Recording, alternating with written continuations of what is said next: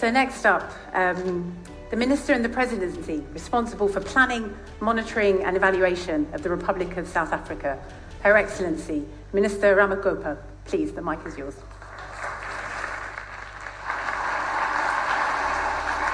Thank you so much. It's you know, as a mother, when you listen to young people talking like this, I've always thought as an activist, I'm an activist, let me just say that. We think with our wombs. I don't know if it is possible, but when a young person speaks like that, you feel it here as if it is your child. So well done, Williams. You are going to go far in life, and through your voice, we will be able to do more. So thank you very much for the weight and the voice that you've brought here. Let me take this opportunity, of course, to greet you all and to greet, of course, the Baroness, my co-host, with all the other co-hosts that are here. As we said it yesterday, we are now sisters. And I think we are now more sisters than we were before.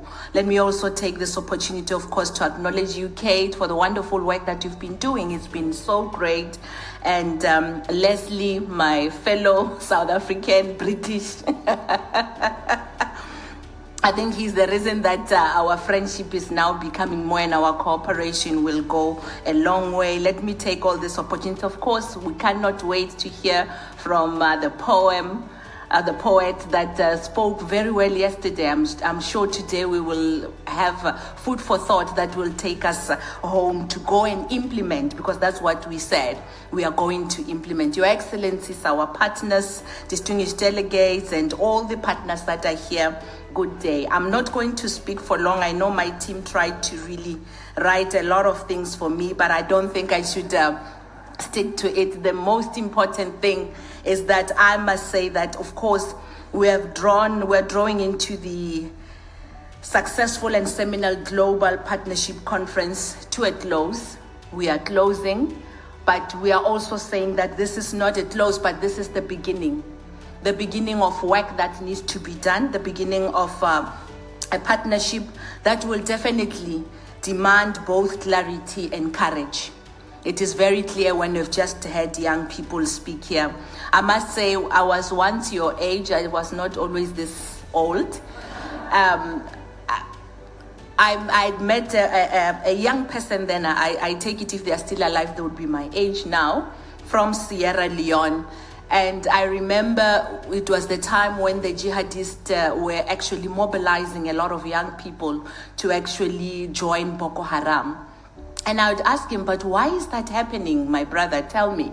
And he said that, you know, the suffering that we go through on a daily basis, at times you will have to go to sleep without eating, and you'll see your parents trying, but there is absolutely no way that they can help you. And someone would come and say, here's $100.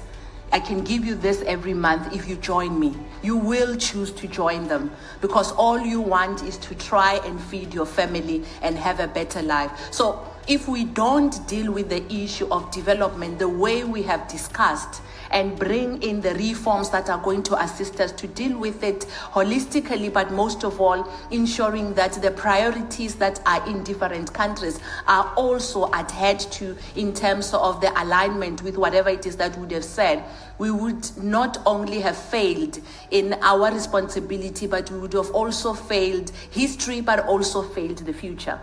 I don't believe that any of us here want to do that. I do believe that the fact that we are here, the fact that we took all these days to try and come up with a new way of doing things as it relates to development, but also to ensure that whatever it is that we were doing before as it relates to aid is not discarded, but it is improved and reviewed in such a way that it would be able to empower others to be able to stand up for themselves. Over the past 2 days, we have engaged in serious and constructive dialogue on the future of international development cooperation, its purpose, its architect, and its capacity to respond to a world that is increasingly interconnected, yet increasingly uncertain, unfortunately. This conference, of course, convened in a spirit of partnership and reform, has been more than a technical and a political gathering. It has formed part of a broader effort to re-examine how the international system works and how it must evolve. We recognize the contribution of a wide range of partners to this process: governments, multilateral organizations, civil society organizations, development finance institutions, including, of course, the British International Investment, which has been, of course, a core partner here, philanthropic partners such as the Children's Investment Foundation or Fund Foundation, and, of course, many other policy and research spaces that have gathered here. We also acknowledge the importance, of course, and I think we've had a discussion about this, Baroness, when we were talking about the conceptualization of the compact itself, to say that we have to look at the alignment with wider international processes, including the United Nations Sustainable Development Goals, the G7 discussions, the G20 discussions, and many other ongoing reforms of the global financial architecture. We have to ensure that the alignment is there so that the interdependence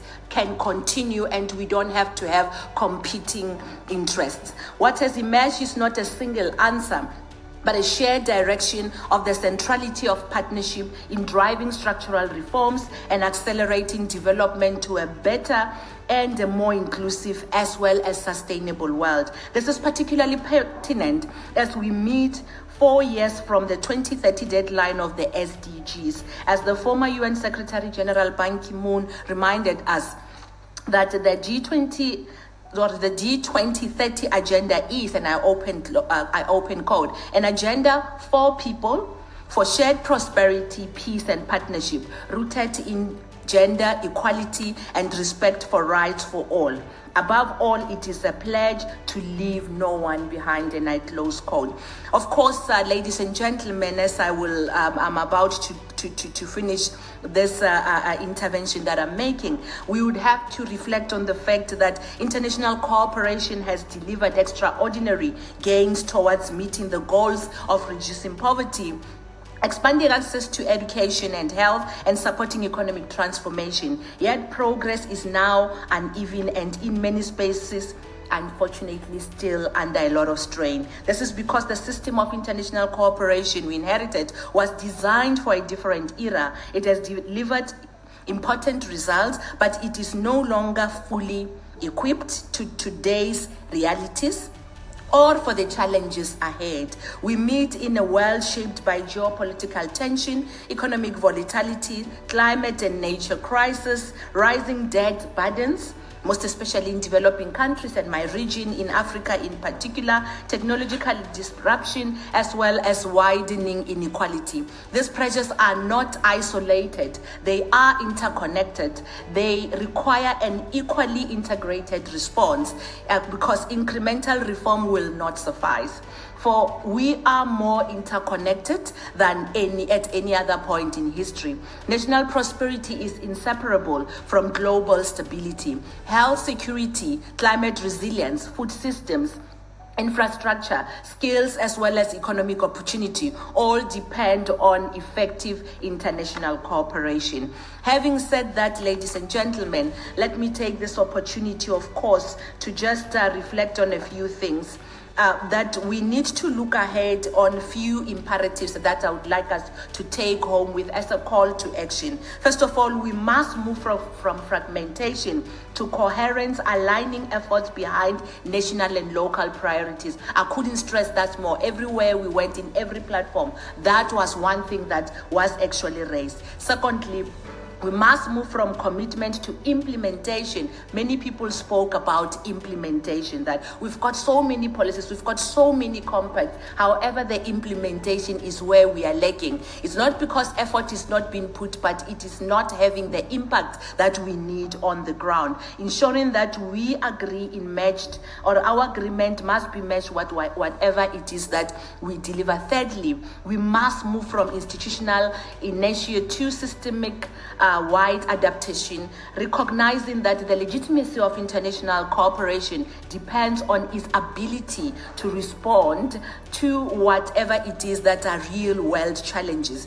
Having said that, let me take this opportunity, of course, to thank everybody, and of course I'm not closing in any way, that have played a very big role in what we have here today, most especially my sister, the Baroness. And thank you very much for coming up with this idea, for bringing us all together, but most of all, for showing us that the way to do things and the way to run partnership is mutual respect, because the respect that you have given us and the opportunities that you have brought in terms of bringing us on the table to be the voice of the developing countries, in particular Africa, really means a lot to us, because our voice was heard not only here but also in the conceptualization of each and everything that was happening. That, I must say, we really appreciate, and we hope that the partnership that will be moving forward will also reflect on the mutual respect that is needed. Finally, of course, I wish to express our special thanks also to all the participants, to all the partners, to the co-hosts, of course, that were here and have really played a very meaningful role in bringing us together as well. I remember when we were discussing the issue of the compact, we had so many things, and Kate and everyone was like, no, but it's too many. We need to just narrow it a little bit. We will have an annexure that would be able to bring in everything else that you are raising here today, so that everyone can know that their voice is heard. So having said that, thank you. Thank you so much, and thank you for this opportunity. Ke leboha.